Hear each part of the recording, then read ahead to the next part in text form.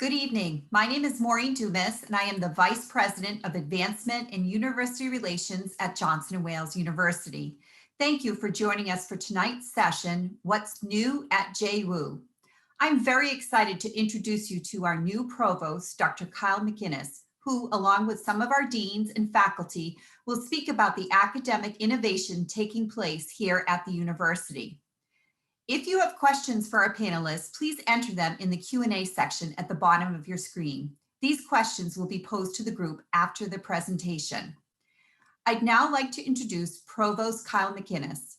Dr. McInnis has a prolific professional background as a leader in higher education and as a professor and researcher in the field of health sciences. He holds a Doctor of Science degree in Applied Anatomy and Physiology from Boston University, a master's degree in exercise science from Springfield College, and a bachelor's degree in biology from the University of Massachusetts Lowell. In addition, he has postgraduate training and a certificate in leadership development from the University of Pennsylvania's Wharton School. His professional career as a faculty member and a research scientist has included appointments at preeminent academic medical institutions such as Massachusetts General Hospital, Dana-Farber Cancer Institute, Harvard Cancer Center, Boston University Medical Center, UMass Boston, and Children's Hospital Boston. Provost McInnis is a fellow of the prestigious American College of Sports Medicine, and his professional and teaching and research experiences have focused on lifestyle approaches to promote health and reduce health disparities, particularly among children from disadvantaged and low-income communities. He is also an entrepreneur and has raised significant dollars through grants and nonprofit foundations to invent wellness data tracking systems that use wearable technologies to promote children's physical activity and healthy nutrition habits. His creative work in this area has been scaled to hundreds of schools across the United States, and he was recognized through a Champion Health Children's Award from the United States Surgeon General. I have the distinct pleasure of officially welcoming our new provost, Kyle McInnis. Thank you so much, Maureen. And I want to start by thanking everyone who's worked behind the scenes to create this incredible program tonight. And to Chancellor Mim Rooney and to my colleagues at Johnson & Wales for the absolute privilege to serve with you as the next university provost. Welcome once again to our alumni, our trustees, prospective students and families. We can't wait for you to become Wildcats. The Mary and Gertrude Society members, and of course, our current students, faculty, and staff. So I'm very happy to be here tonight. I wish it could be in person, but this is the next best thing. And I am very pleased to give you a glimpse of JWU today and where we're going for tomorrow in the area of academics. I'm so excited about this academic direction of our university. I think you'll see tonight in hearing from some of my esteemed colleagues, some of the faculty, and hearing what they're doing and looking and seeing and experiencing, honestly, some of the directions that we're moving in. It is quite exciting and a very great opportunity for us to continue to move forward. So I am glad to be joined by some of these wonderful guests. You'll get to meet them in a few minutes.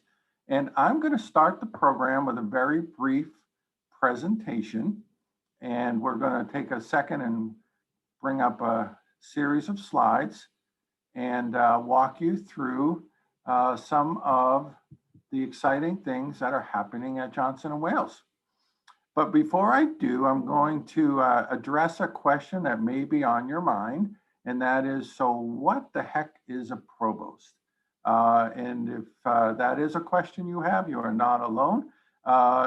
It is actually a very old term, but in practicality, it sort of the chief academic officer of the university, and the role primarily is to ensure the quality of the academic programs and the vitality of all the learning experiences. It's actually a term, you may not know this, that's actually centuries old. And provost initially meant keeper of the prison. I don't like that definition very much, so I'm going to take the liberty and change that around and call it Keeper of Teaching and Learning. Next slide, please. So that's what a provost is. What do we actually do? As you can see from this slide, if you're guessing it has something to do with all the different types of academics on campus, you would be correct. The provost sets and implements the academic priorities for the university. So I want to use this slide to make a point. So think of the provost role as like this, a conductor in this case of all things academic. But like an orchestra conductor, it's got different parts. Might have the brass, the strings. Well, we have academic deans, administrative leaders, faculty, staff, and it comprises all the different parts, very much like the parts of an orchestra.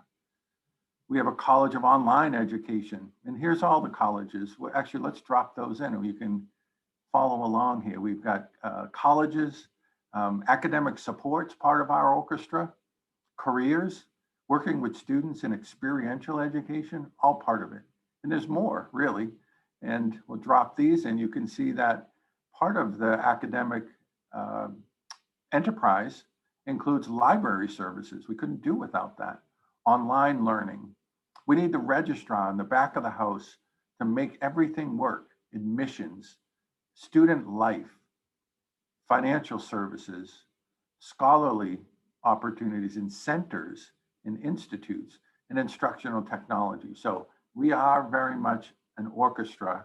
And there's another piece. We have a complementary piece of the orchestra. We'll click that in here.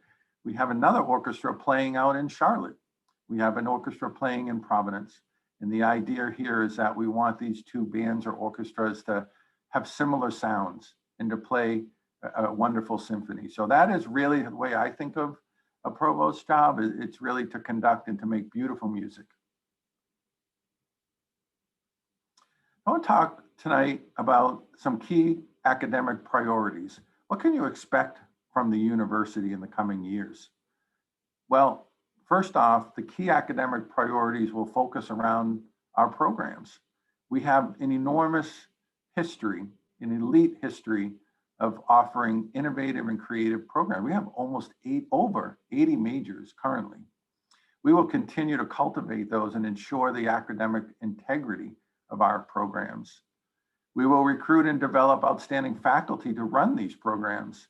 Up on the top, I love this picture. This is our sustainable foods program out on a experiential learning part of their class, actually. And within there, the extra prize tonight, if you can find our faculty member, but he's over on the right in a brown jacket. And this is typical of Johnson & Wales. And this is typical of what we will continue to invest in. Real world learning led by outstanding faculty who are right down in the trenches with our students. We will expand partnerships with industry and focus on student career readiness and student development. Wonderful picture here of a student out with a professional team preparing and getting the types of experiences that will make her a very strong candidate and move into her career. So we will provide exceptional student support and wraparound services to ensure that our students are successful and they have what they need, particularly with a very diverse pool of students. And finally, we will cultivate scholarly engagement. We have faculty that are listening in tonight, and they are prestigious in many different areas as practitioners, as industry experts, and as researchers as well as their teaching, of course. So all of this is really our focus for the future. Take what we have, continue to invest in it, and to grow in our opportunities for the future. And I'll be more specific as we go through the presentation. So I've kind of taken a shot of pulling this all together into a statement. We continue to work on what this vision looks like, and it's a dynamic process led by our chancellor, but we have a subgroup that's working on our academic vision for the future. And this is a starting point, but let me read this to you. By elevating and expanding our highly impactful and deeply engaging learning experiences, academics at JWU will embody discovery, creativity, and intellectual curiosity, to foster adaptable thinkers, so important, professionalism, and the quest for lifelong learning. So as alumni, that is you, and this we will continue to have as our focus in academics. The priorities within that vision are diverse, but they really boil down to some particular areas, and I'd like to show those to you now. We'll have one more click, and I thank the Chancellor for helping me to kind of organize thinking through fitting these priorities into different buckets. So the three, think of these as pillars of success. The three pillars we will focus on and continue to work on over the next 3 to 5 years include student success. That will be the center of all of our work. Academic excellence, strength and quality of programs, and innovation and incubation. How will we be different and how will we set ourselves apart? I'm going to take the remainder of my very brief time and go through each one of these three and give a couple of examples and then bring on our guests. So student success. We pride ourselves in high touch support. Think of this as concierge type services for our students, advising, career support, tutoring services, peer support, skill building, and particularly around math and writing. These will continue to develop. We talk about these things every day, and we're working as a collaborative team to make these better and stronger. Next click, please. In addition, we know that students who feel supported learn better. We are working to grow our learning communities, and the learning communities take lots of different forms at Johnson & Wales. We have an honors program. We have multiple types of different learning environments for students, and we're going to continue to cultivate and develop such programs. We have a new Wildcat Scholars that we're launching in the fall, and this program is going to focus on students who've had marginal support or marginal success academically, but have tremendous potential as they come into college. We're going to create wraparound services for students and give them the extra support that they need to find their true success. We're excited about Wildcat Scholars. We're excited about our existing LEAP program, which is very similar, but has a summer start. So you actually get to have a lead-in time before you get here on campus. Our faculty are doing some collaborative teaching, so they will come together and teach the same course and work together. We're going to invest in that program and develop this collaborative learning opportunity driven by our faculty. We know that many students come in as 17, 18, 19-year-olds, aren't quite sure of what they want to do. And that to me is actually a tremendous starting point. The more that you can be open to the opportunities, the better. So we're going to be intentional about this and create a first-year experience in an undeclared pathway so that you can come in and kind of kick the tires and get a feel for the different programs before you declare your major. So we're working with admissions on this, and if you're a potential student, talk to us about this. We think it's a wonderful opportunity to come in knowing what you're going to do, but it's just as wonderful when you can come in and be open to opportunities. And the last click on this slide, and I will finish up in the next couple of minutes and get our guests here. We think career readiness is what we're known for and what we can continue to build on. So we will continue to use you, our alumni, grow students' social network, their professional network, their social capital. We'll build soft skills and project-based learning, real world projects that students can be engaged in. So all of this is a key pillar of the priorities over the next 3 to 5 years. Next slide, please.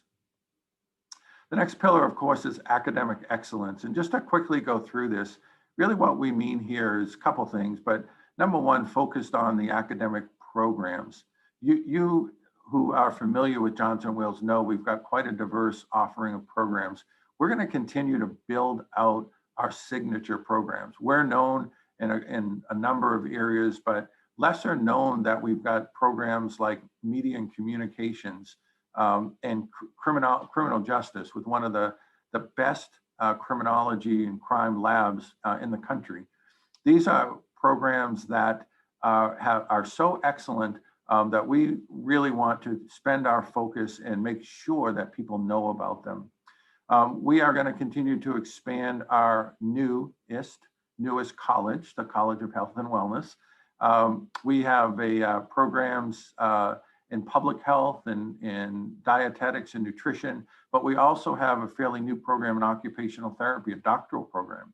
We have an amazing program in physician's assistant, and we'll continue to build these programs and develop them, but we're incredibly proud of our students who are in these programs. You're going to hear from the Dean of Science Engineering tonight, and he's housed in the beautiful Bowen Center for Science and Innovation. If you haven't seen that, it's a real gem on our campus. So we're going to have programs that you can see some of them on the slide here, but we've got a lot in the pipeline. So you're going to hear a lot about this going forward. And we're also going to change programs. Some of the programs that have been around for a while, we might be sunsetting some programs and taking them in new directions in other cases. So you're going to see a vibrant academic community full of change and full of new opportunities. I'm going to go quickly here, but academic excellence means other things besides the programs.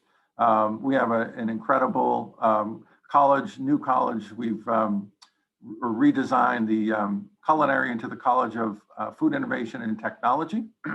And we want to and will expand our global reputation to include all things food. And you can see some of the things here that we'll be focused on, and you'll hear from our dean tonight. Next click, please.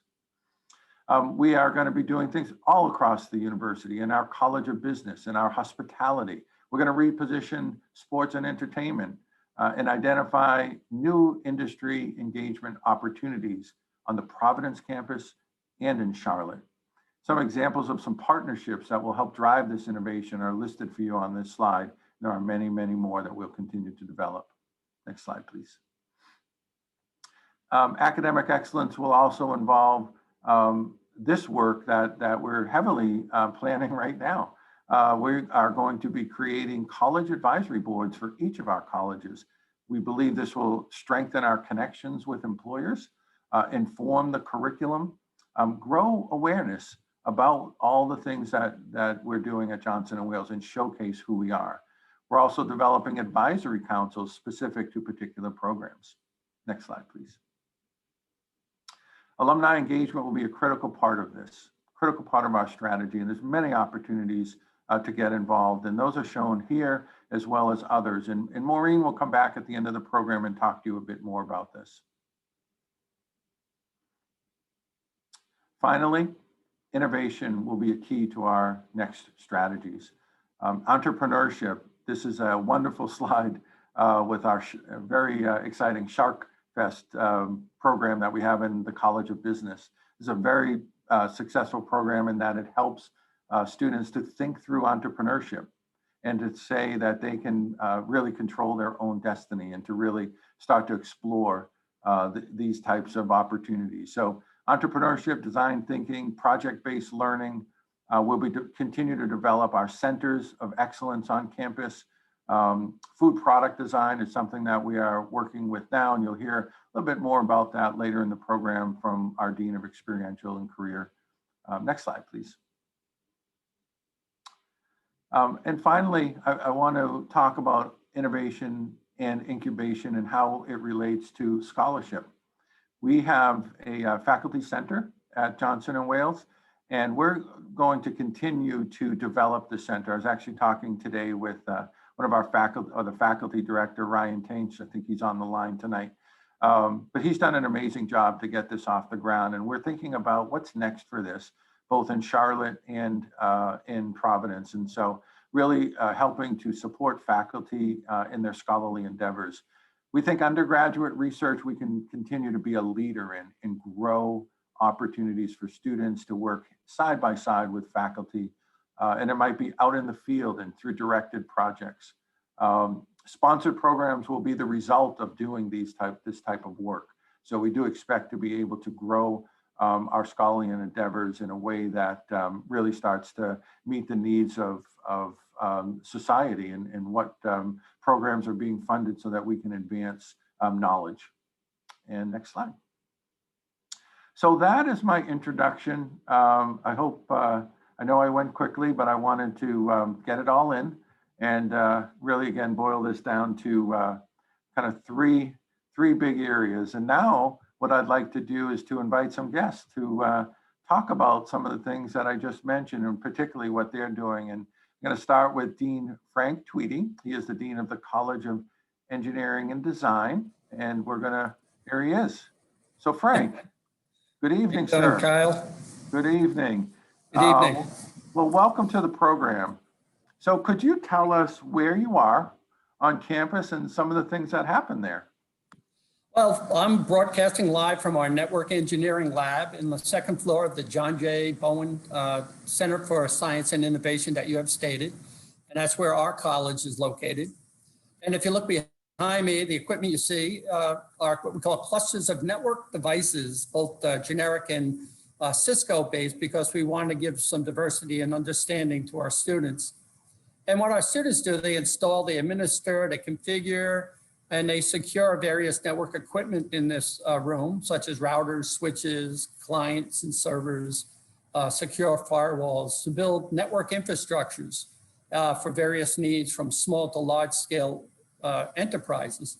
But what's important about this lab is that as we build out our new cyber defense lab to support our cyber threat intelligence and defense program, this space becomes a backbone of secured network infrastructures.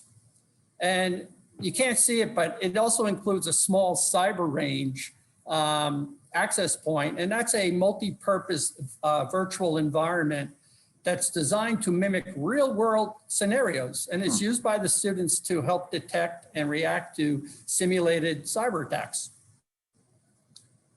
That's tremendous, Frank. And I got a tour of that lab. I really enjoyed that. Tell me about how this lab can be credentialed and what that means. Well, right now we're currently entering what we call the second phase of the validation designation process for the National Security Agency and Department of Homeland Security Academic Excellence, Center of Academic Excellence in Cyber Defense Education.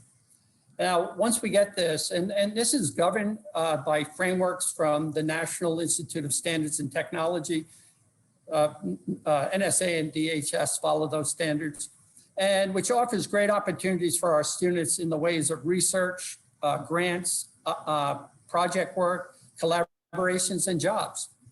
And the Center of Excellence is there to provide direction, a bidirectional conduit to industry, to the community, and to the local government. And we want to be thought leaders and provide direction. We also want to promote best practices in the field of cybersecurity.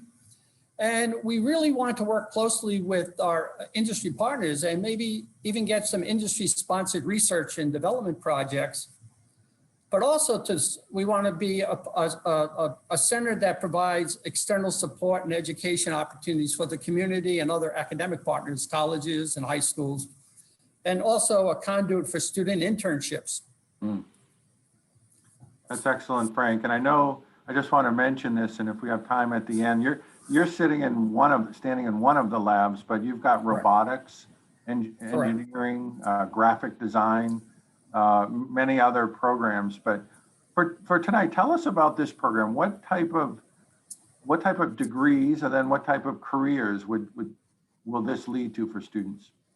Well, in the computer science department, we have a computer science degree, and it has specializations in network engineering, which use this lab, software engineering, and then we have this general track, which allows students the flexibility to take on minors or anything that matches well with cyber and the industry. And then we have the cyber threat intelligence and defense program. And we're also developing we have already developed a digital forensics sequence for students so that can broaden their portfolio. And it's very popular today. It's digital forensics. And We're also designing a cybersecurity minor, and that minor is for anyone in the university interested in this growing field. And we also have to back up that if students want to move on to a master's degree, we have information security and assurance. So everything's kind of around that security, information security, and cyber. And then, like you said before, we have engineering. Our mechanical engineering is new. Our electronic engineering has been there a long time, and that's going through an ABET process. We have robotic engineering and a beautiful robotic lab. And in 2021, we launched the computer engineering program. We have a design department which delivers a bachelor's degree in graphic design and also a bachelor's degree in integrated product design. And we're looking for a specialized accreditation from NASAD in that area also. And then finally, our information management department provides the foundations and technology courses for students in business, hospitality, some of the arts and science, and our school. But it also manages our masters of data analytics. So, I mean, it's a very broad area of that we cover within the STEM environment. And I know you were talking about what jobs we get or what we do in there. So I'll just continue on a little bit. So when a student comes in here, we really talk about project-based experiences. And like I said before, maybe a goal to do sponsored industry projects. And our students are engaged in the network security, applied cryptography, data encryption. They do mobile and application security and vulnerability analysis. So what they really do is they walk around and they do white hat hacking to test computers and network systems. And you might see some of our students with a can like this, and they look at or steal signals in our ethical hacking class to really just understand what is open and what is not open. That's tremendous. And I know we're going to move on and you're going to come back and answer some questions in the panel session, but tell us about the Bowen Center. This is a prized gem on the campus.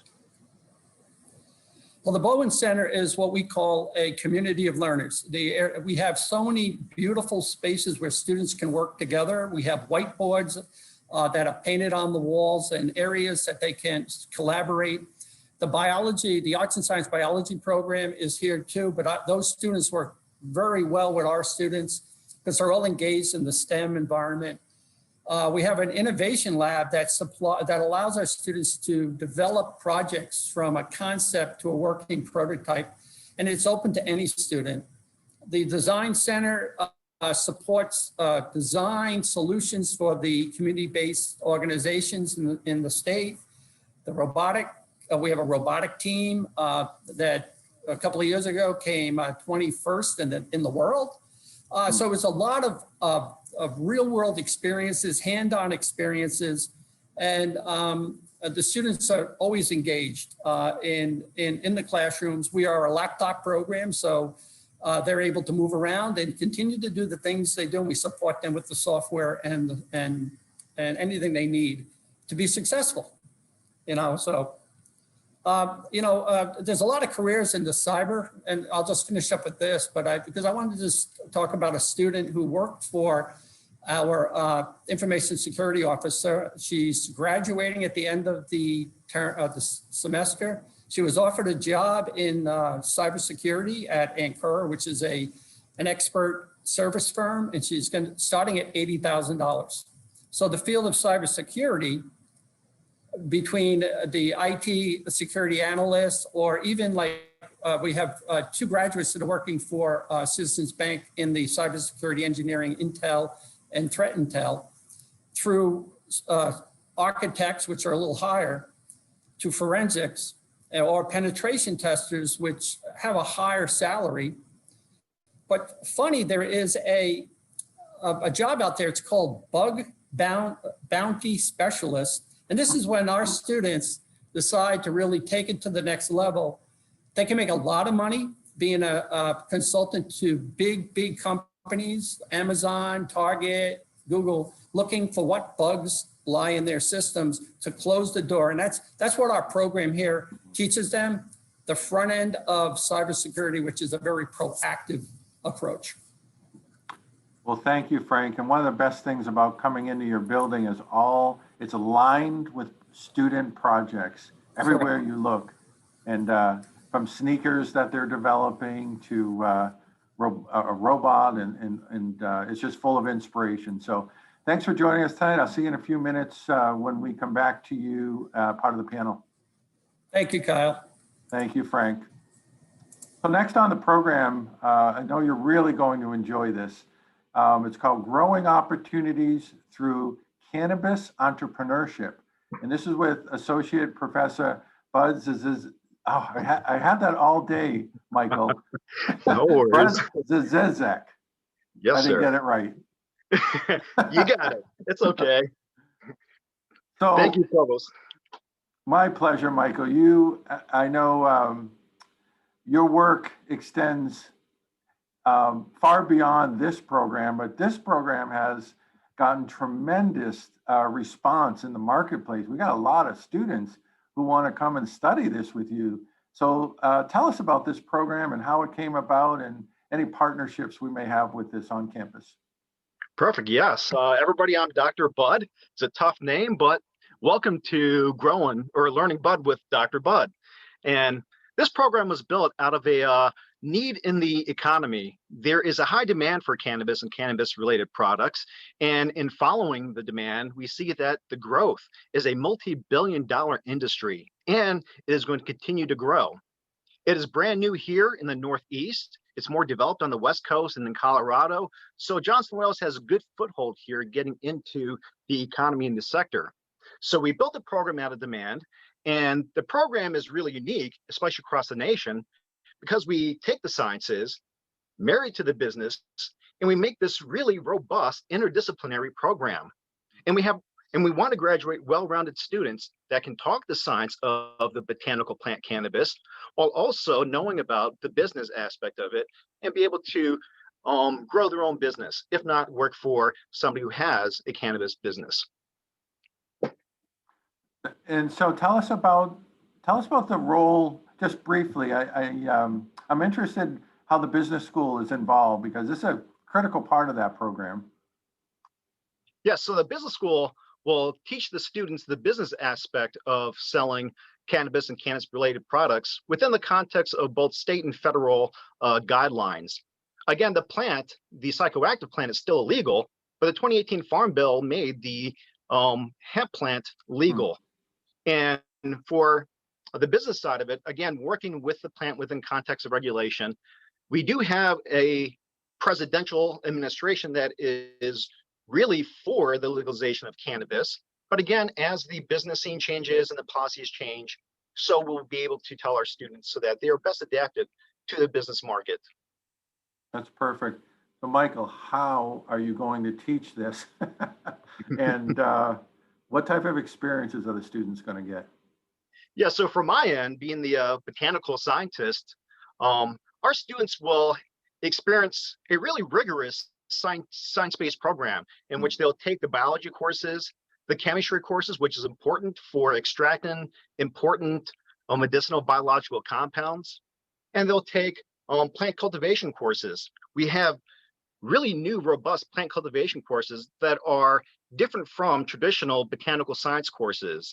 They've been revamped for the 21st century, and especially for the cannabis industry. The cultivation courses will bring students through growing from seed all the way to mature plant, all the way to harvest in a hydroponics environment, an aquaponics environment, soil environment, soil-based substitutes, and even tissue culture. So with knowing how to grow the plant, we're going to create somebody who will work in the business and know a lot about the plant and know about the extraction techniques and how to sell that to a customer. And do I have this correct that you are somehow engaging with tomato plants? Yes, so we do not have the cannabis plant on campus yet, but we are working with the state of Rhode Island to get the cannabis plant on campus. And they have their own regulations, but what students will experience in our program is growing with tomatoes, catnip, and other plants that grow similarly vegetatively to cannabis. And I want to show you all how it's similar working with cannabis and working with a tomato. So in my greenhouse, I'm just going to bring you to, oops, sorry, got to go back to the meeting. Oh, there we are. I'll figure this technology out. Don't anybody worry. Sorry. There we go. So here's a tomato plant, and students will be able to clone plants like we do in the cannabis industry. And it is simple to clone a tomato. All we do is we take a cutting of a tomato, and here is a portion I want to cut. So I'm just going to make a cut with a sharp razor blade. Okay. And there we go. I just took one tomato plant and I'm going to increase my plant capacity. And in cloning, which students will learn through our laboratories, okay, we have to make sure the plant is clean after we wound it, a simple bleach solution. And then they learn the biochemistry of hormones and how hormones play a role in de-differentiating plant tissue. So I'm dipping it in the hormone solution, and I'll place it into my homemade cloner. Easy to make these things. Students will make their own cloners, and when you make your own cloner, you understand how these systems work.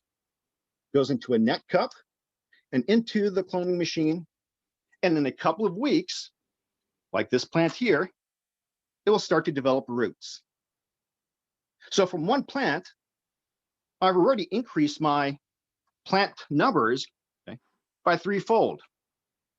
So students will have the best scientific experience in our program. That's incredible. Michael, so let me get this straight. A student is going to get science training. They are going to get chemistry within that training. They're going to learn to clone. They're going to learn plant biology. And on top of that, they're going to learn how to be a business owner or a business leader by taking courses and training in our College of Business. Put all that together, and I think we have a lot of parents on the line today.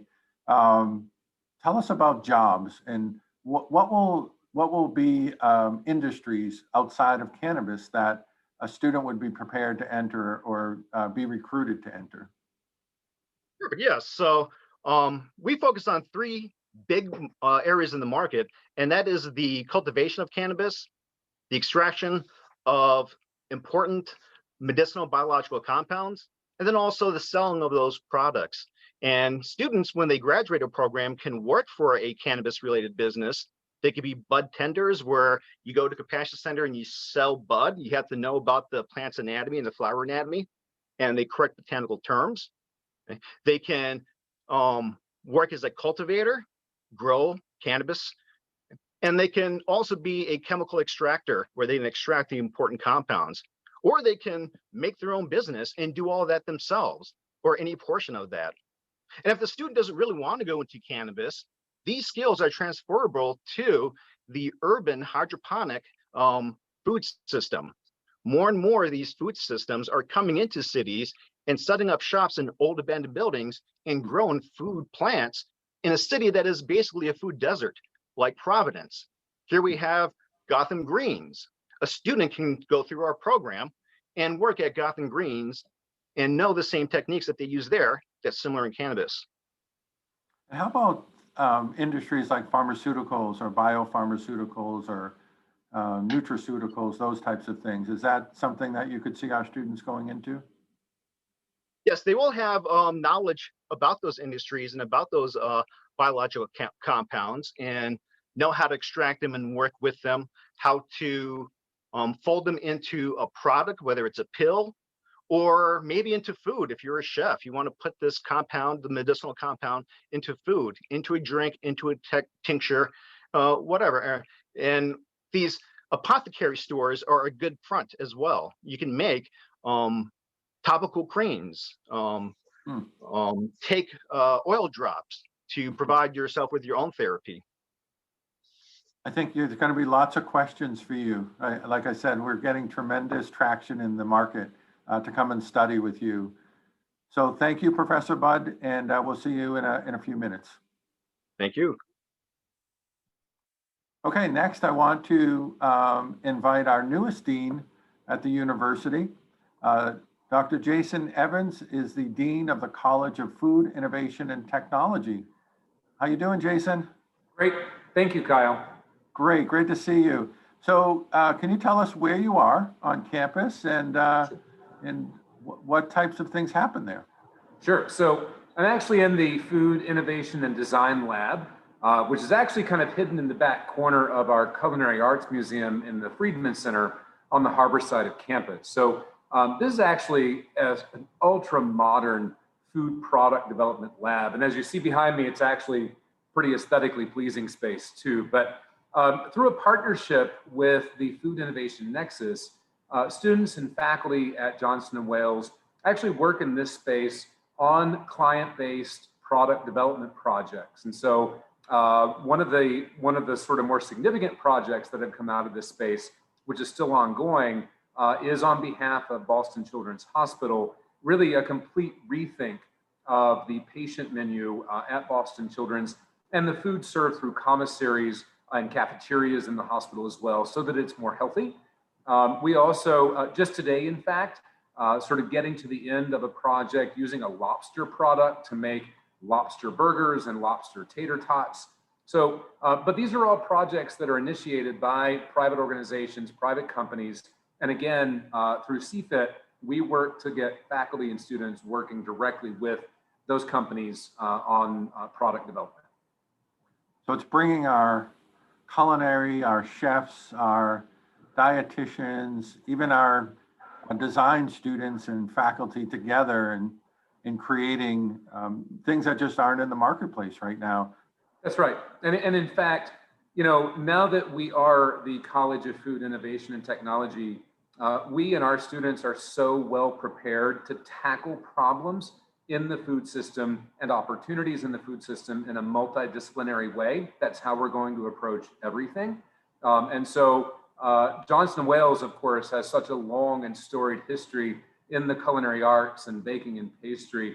And we are still that, there's no question about it. We have phenomenal culinary and baking and pastry facilities and faculty and resources, but we've built new programs into the college and are growing other programs like culinary nutrition, culinary science, sustainable food systems, food and beverage entrepreneurship, so that you do in fact have students that are interested in very different pieces of the food system, really working toward the same solutions.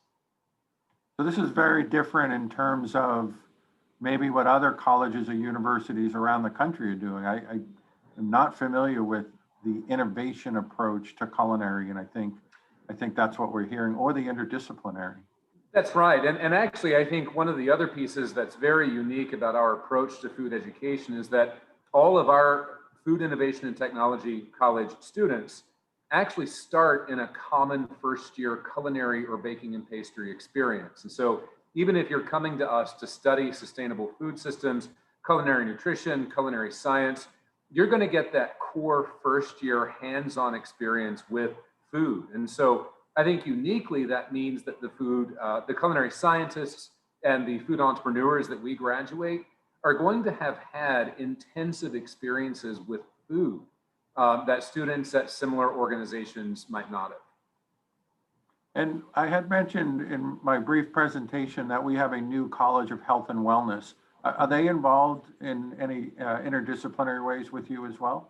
Yes, so I've been on the job for about 3 weeks, and I got to tell you, in that time, there's a few thousand ways that the College of Health and Wellness and the College of Food Innovation and Technology are and will be working together.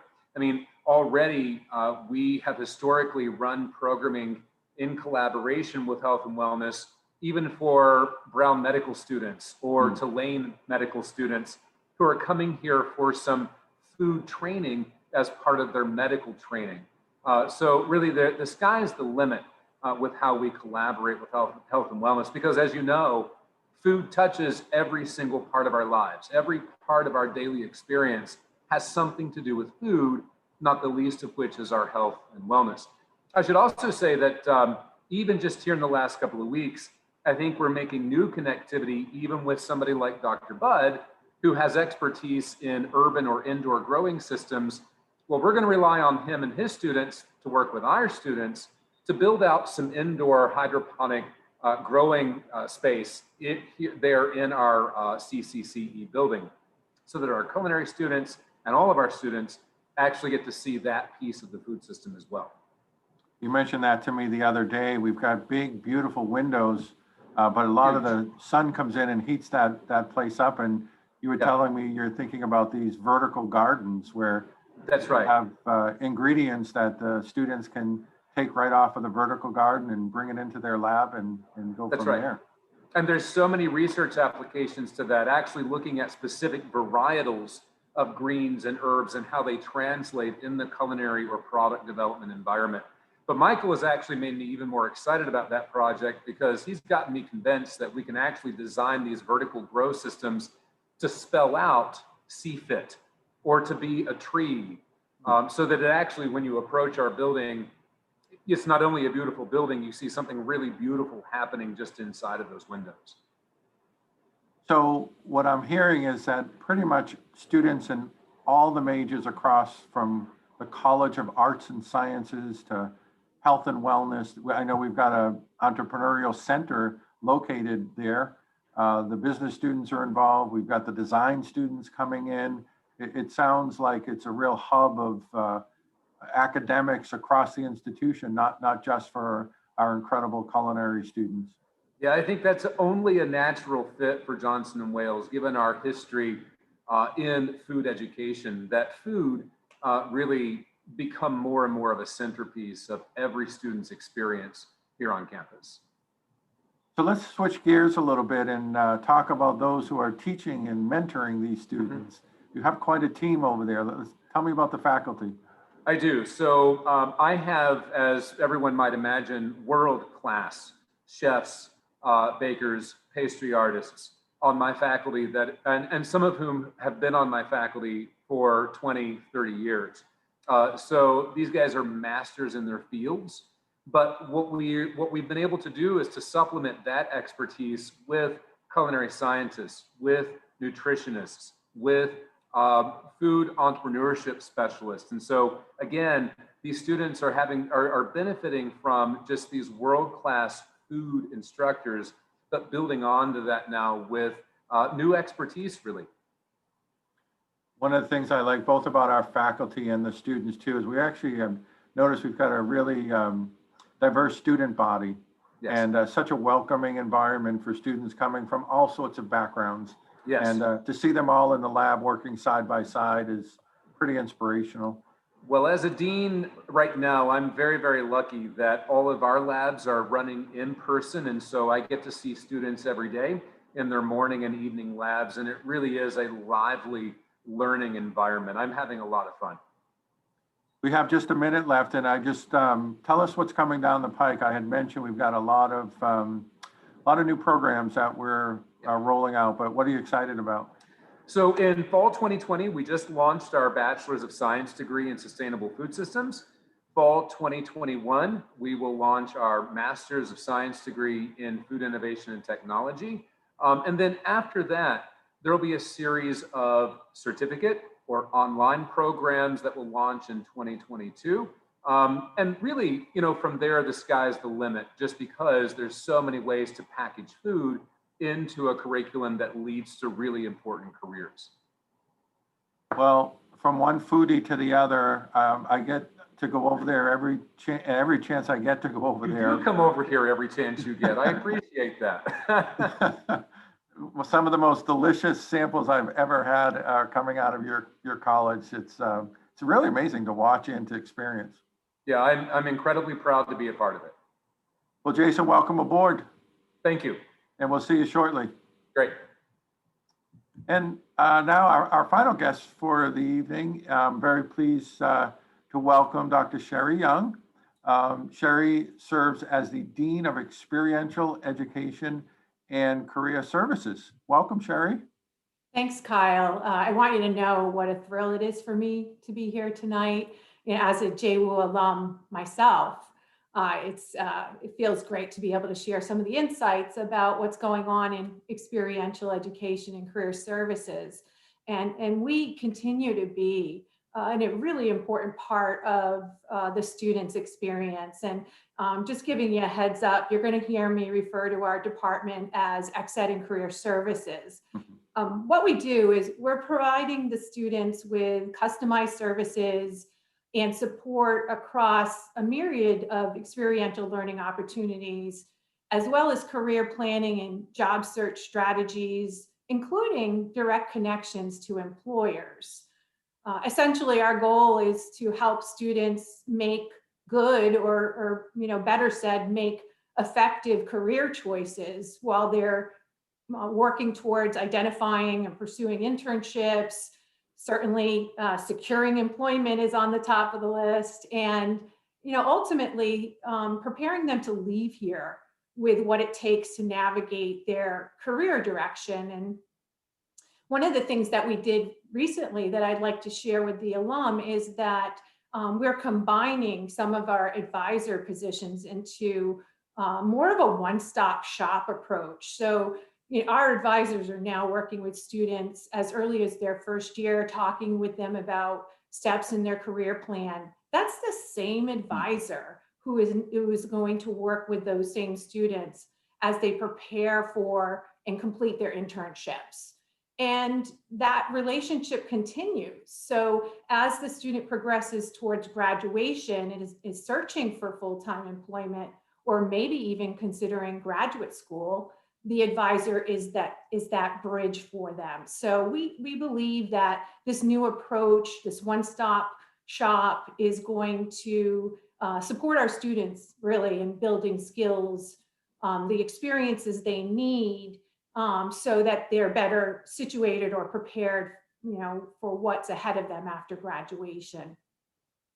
Absolutely. Now, I did speak a little earlier about connections with employers, and it wouldn't be realistic for me not to mention that COVID has had a significant impact on what our department is doing to support our students. Since last March, prior to COVID, we would see career fairs on campus with 160 plus employers. We would have over 700 various employer visits throughout the year. The companies would do classroom visits and info sessions and recruiting right on campus. And over the years, that has led to really significant numbers of interviews. In fact, again, prior to COVID in 2019, we might facilitate over 1,300 interviews on campus between our students and our employers. With COVID, we've had to change that up a bit and really focus on employer connections through networking and mentoring, guiding students on making sure they're staying active, that they're looking for opportunities to build their resume in the interim.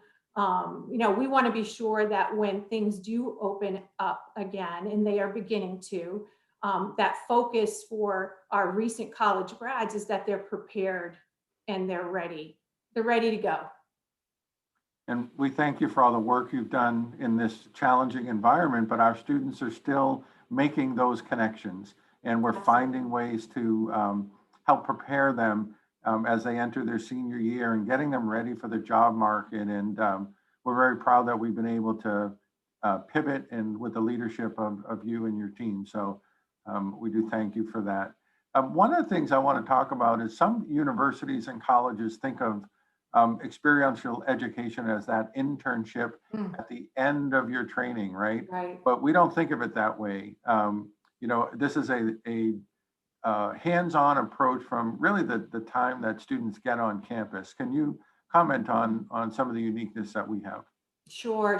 Internships have always been a major component of learning at JWU, and our alums will attest to that. And that is still the case. Certainly COVID has created a lot of challenges over the past year, But what I can tell you is that internship remains a meaningful aspect of the student experience. And there are other forms of experiential education that have been added across our colleges and into our academic programs.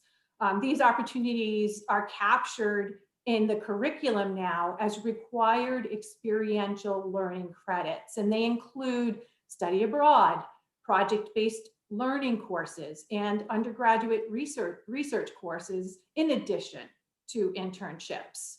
Now, there are still several majors who have required internships, and for others, the model is really providing students with options. And those options are there for them so that they can align these learning opportunities with the career direction that they plan to take. And whether it's internship or project-based learning, study abroad, etc., at the core of our experiential learning courses is what we call the JWU's experiential education outcomes. And that ensures our students are gaining the skill sets that employers are so actively seeking across industries: professionalism, collaboration, problem solving, communication, adaptability. Again, these cross industries, and they also cross academic disciplines. So we're constantly staying on top of what employers are seeking to ensure that we are embedding these learning outcomes throughout the myriad of ex-ed opportunities our students are having. We just had Jason Evans on. He mentioned there's a pretty exciting program going on with the Boston Children's Hospital, and I know that's something that I've talked to you about early, and I hear it's really growing, and I think one of our students just got hired and is working there now upon graduation.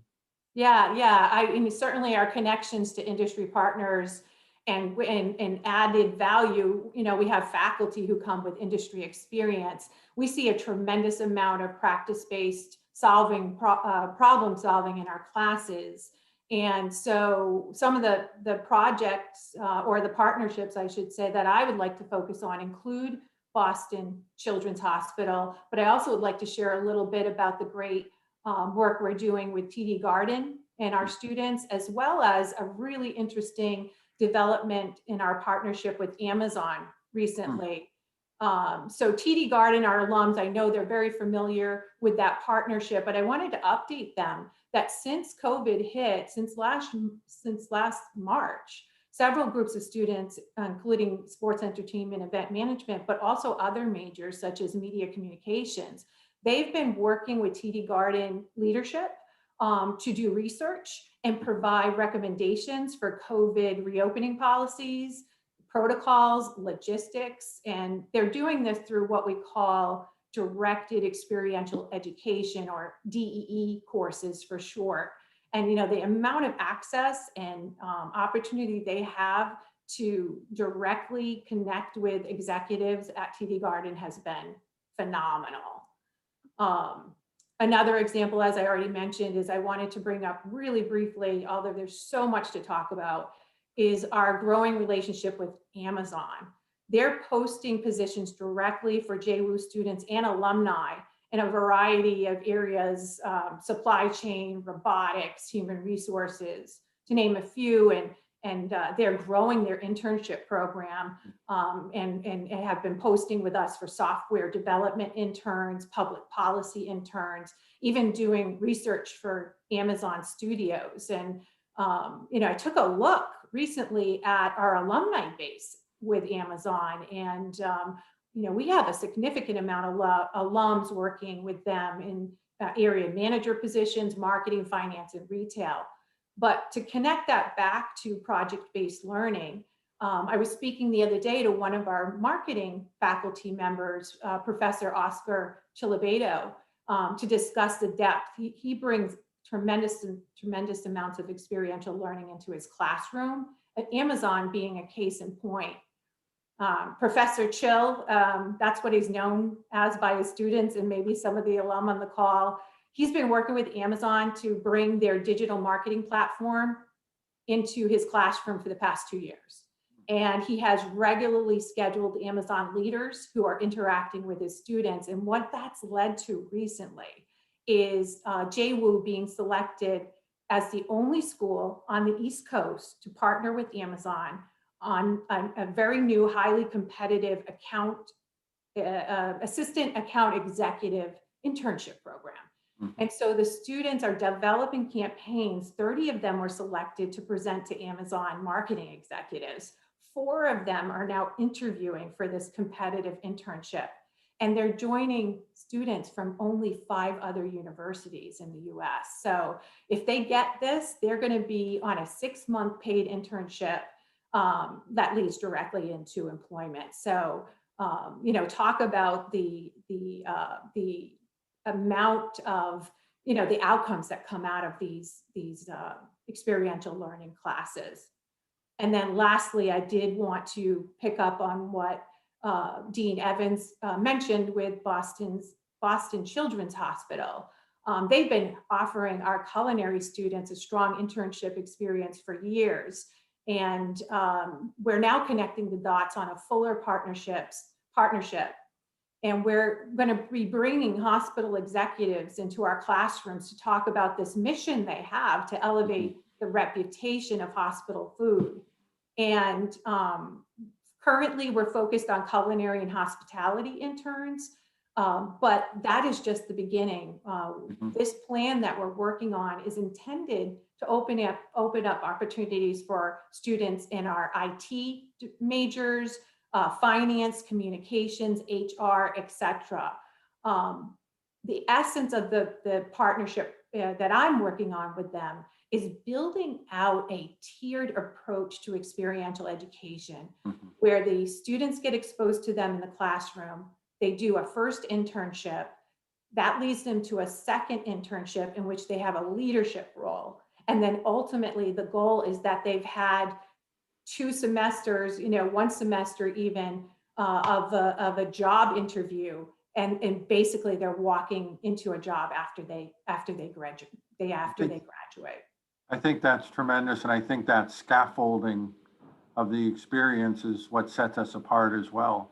You know, we, unlike the traditional way of thinking about experiential being late in the time you're having your college experience, it really does start at one level, then every year it keeps building up and up. So absolutely. Well, we thank you for all the work that you're doing, and we're going to move into a panel, so we'll see you in just about 30 seconds.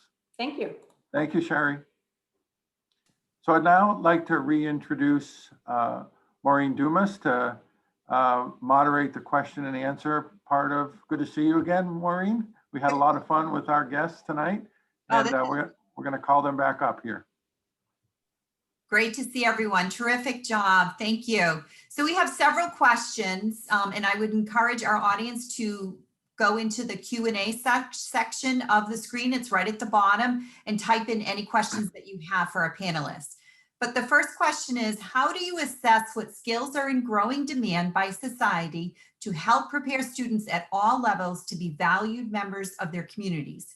How much is driven by student demand versus employer demand? I'll start with a quick comment, Maureen, and I know your work with alumni, I'm sure you've got comments here as well. You know, I think the challenge is we're preparing students for jobs that don't even exist in some cases, it's a rapidly changing environment in the workforce. And so one of the things that we're doing is we're building core skills like critical thinking. We're looking at working a lot of group interactions and social interactions, and how do you work across disciplines. So I think you heard tonight from Dean Evans, among Frank, you mentioned it as well, how we have students from multiple majors, multiple colleges in the same room working on a common problem with different experts. So it's really these core experiences that I think are critical to how we're preparing students. But let me open up if any of the panelists have another perspective. I would add. Please go ahead.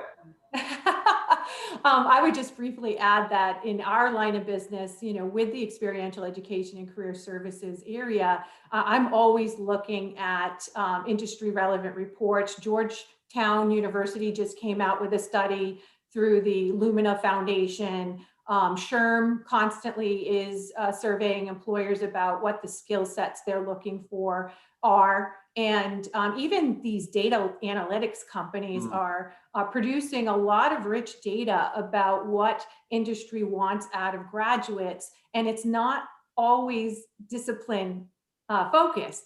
They always come back to the core, which, I validate our ex-ed outcomes, which I shared earlier. I validate those outcomes based on that research. Kyle, you're absolutely right that what we're building to always stay ahead of the marketplace are transferable skills that transfer to no matter what opportunities the market creates. And as you said, that is critical thinking, it is teamwork, it's problem solving, it's professional soft skills, it's confidence. And so all of us who've been in the work world for a long time know that those things are invaluable. And the college experience, if it's done right, really can build those over the time that a student's with us. I'd also like to say, as we have our goal to build advisory committees for each college, that goal is not for industry to tell us what the new jobs or programs are, but it's also to make sure that we deliver the skill sets required to make us students successful. And so it plays both ways. Yes, they got new jobs coming, they got new industry coming, but also we have to make sure we prepare those students for those jobs of the future. Terrific. Thank you, everyone. Those were great answers. The next question, I think this might be for Mike or Jason. Are there any intentions to merge the business education of cannabis and the culinary education for medicinal benefits? So for right now, we want to keep it as the cannabis entrepreneurship, but we have been approached by other colleges on campus to see how their programs can merge with the cannabis entrepreneurship program. So there is talk. Jason would know more about that. His faculty in CFIT and the faculty in the College of Health and Wellness, we've all talked about it, and we do see that as a avenue to go towards. Yes, so I don't know. What I can say is, just in the last few days even, new connectivity between what Michael's doing and some of my baking and pastry faculty, because they're keenly interested in, and they know it's important that our students have some experience with incorporating these hemp derivatives into baked products, because they are hot on the marketplace right now. So in that sense, collaboration all day long. But I actually think that if Michael's program is like our food and beverage entrepreneurship program, they're getting from us that specific food and beverage content. But then within the School of Business, they're getting that really comprehensive entrepreneurship core. And so naturally multidisciplinary, and I'm sure that Michael's program will be the same. Yes. Thank you both. Frank, this question is for you. Will the university be working with NSIT cybersecurity or any other accrediting body? Frank, you're on mute. Sorry. Well, we're working with NSA, and the National Security Agency has the cryptologic college that manages the programs of the Centers of Excellence, and all the partners that fall under that is NIST, or the National Institute of Standards and Technology. But they drive a program, it's called NICE, which is a national initiative for cyber education. So between the FBI and all NIST and also Cybercom, they're all partners under there. So there's a lot of government agencies that are governing the Center of Excellence standards. That's terrific. Thank you.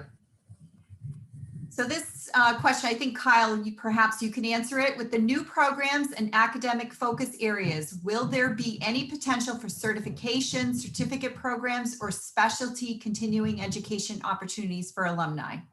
Oh, I love that question. Thank you so much, whoever asked that. I wish we had more time. We have quite the portfolio that's being planned right now. Cindy Parker and our Vice President of College of Online Education has done an incredible job looking at market research, really developing some very hot, we call it micro-credentialing, and that can take the form of certificates and non-degree, other types of non-degree programs. I will take, and I'm going to, Frank, I know you've got a bunch of them in your college, and Jason, we're looking at all sorts of opportunities in professional education. So I'll just leave it at that, Maureen, but I do want the alumni and everyone listening in this is going to be a big area for Johnson & Wales. Not only are we working hard to grow our portfolio of undergraduate, but graduate programs, and particularly around professional education for non-degree programs. You're going to hear a lot of things coming out of the college around this. Thank you, Kyle. I would recommend the alumni keep in touch with our website and keep in touch with the alumni office. We also have non-professional virtual programming that we're offering, everything from yoga to meditation, how to get your finances in the right order. So we're moving in the direction of offering many, many different opportunities for learning for our alumni. So stay tuned for a lot more. This is our last question. Is there information about your exercise science program and plans to expand that particular program or programs in that area? Oh, I'm taking this question. Okay. So that's my background. I'm a professor of clinical, or was a professor of clinical exercise physiology. This is a really high quality program. Dean Laura Galligan and her team and her faculty have created a very special program. It's going to focus on hands-on learning, really great laboratory experiences. You're going to get a good background in physiology and science, and it really will serve as a great platform for students who are interested in going into different areas of health and wellness. It will also, Laura and her team are developing what we call accelerated programs, so that you can come in and take your first few years in undergraduate and begin to transition and start taking your graduate program. And the big benefit there is both cost and time, because you're able to get a graduate degree typically a year or more sooner than two separate programs. So been able to integrate into these accelerated programs, and the exercise science program will be a big base for an accelerated program in other areas of health. That sounds really exciting, Kyle. Thank you. So we're just about out of time. There are several other questions, and we will respond directly back to you if you did ask us a question in the comment section. I'd like to thank everyone, in particular Provost McInnis, and a special thanks to all of the evening's presenters who gave us a glimpse of what's to come at Johnson & Wales. It's exciting and inspiring to learn about the innovative work happening in all corners of our comprehensive university. The new experiential opportunities available to our students are very exciting. Our world is undergoing rapid change, and the demands of industry and employers are shifting. Johnson & Wales is also evolving in order to prepare our students for lifelong personal and professional success. We are able to remain on the cutting edge thanks to our experienced academic leadership that you were introduced to today, and the financial support received each and every year from our alumni, parents, faculty, staff, and friends of the university. The truth is that our ambitious goals require resources beyond what is covered by tuition and the limited federal and state funding we receive.